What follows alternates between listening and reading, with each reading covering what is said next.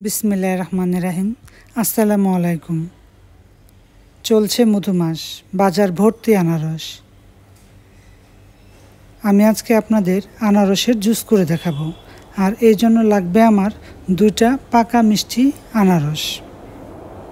2টা আনারসের মধ্যে থেকে একটা আনারস নিয়ে নিলাম এবং আনারসটাকে কেটে ছিলে তারপর গোল গোল চাক করে নিলাম। আনারসগুলো ব্লেন্ড করার সুবিধার জন্য ছোট ছোট করে কেটে টুকরো করে নিলাম। এবার টুকরো করা আনারসগুলোকে আমি ব্লেন্ডারের জারে নিয়ে নিব।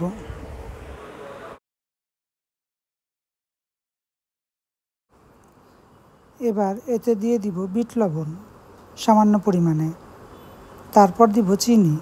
চিনির পরিমাণটা আনারসের মিষ্টির উপর নির্ভর করে কম বেশি করে দিবেন।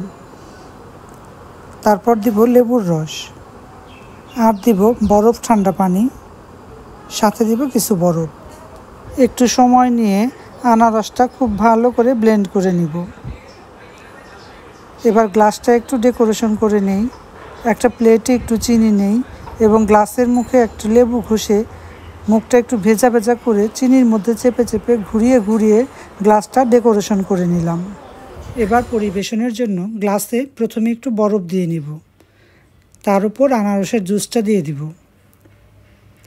আমি আনারসটা ছেঁকে নিইনি, কারণ ফলের আঁশ আমাদের শরীরের জন্য খুবই উপকারী এইটা ভেবে।